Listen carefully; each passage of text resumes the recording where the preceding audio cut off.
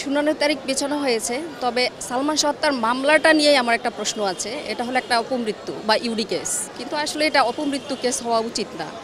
এখন প্রথমে মামলা শুরুতে এটা হয়ে গেছে অপমৃত্যু কেস, কিন্তু এটা ইনভেস্টিগেশনের পরে এটা পরবর্তীতে এফআইআর হিসেবে দায়ের করা হবে।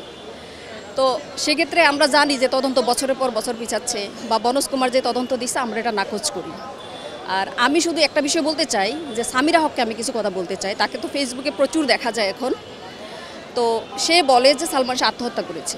যদি সালমান শাহ আত্মহত্যা করে থাকে তাহলে এটা প্রমাণের দায় কিন্তু তার, কারণ দাবিটা সে করছে, তার পরিবার করছে না।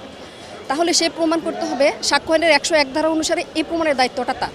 আর বিশেষ ঘটনা যার অবগতির মধ্যে আছে সেটা প্রমাণের দায়ভারও তার, সাক্ষ্য আইনের 106 ধারা অনুসারে।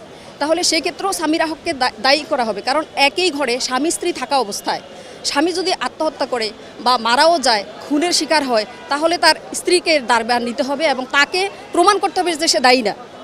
হ্যাঁ, এবং আদালত জাজমেন্ট করবে সে কি দায়ী কি দায়ী না।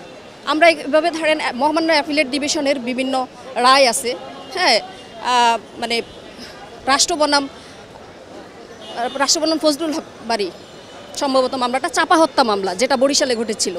চাপা হত্যা মামলায় আদালতে চাপার স্বামীকে দায়ী করা হয়েছিল এই কারণে যে সে ঘরে থাকা অবস্থায় তার স্ত্রী হত্যা হয়েছে এবং এর জন্য তাকেই জবাবদিহি করতে হবে। তাহলে স্বামীরা তো তার দায় থেকে এড়াতে পারে না। আর আমি ধরে নিলাম তার কথা মতো যে সালমান শাহ আত্মহত্যা করেছে, আমি ধরে নিলাম, এটা সম্ভব না, তবু আমি ধরে নিলাম যদি করেও থাকে সেটার জন্য স্বামীরা দায়ী। এখন সে প্যানেল করে 306 ধারায় তাকে দায়ী করা হবে যে আত্মহত্যা প্ররোচনার জন্য। এবং এর ভিতরে অনেক বড় রাঘব বোয়ালরা থাকতে পারে, যারা আছে তাদেরকে তো সুষ্ঠু তদন্তের মাধ্যমে বের করতে হবে। আমি মিডিয়া জগতের কাউকে নিয়ে কথা বলতে চাই না। ধন্যবাদ।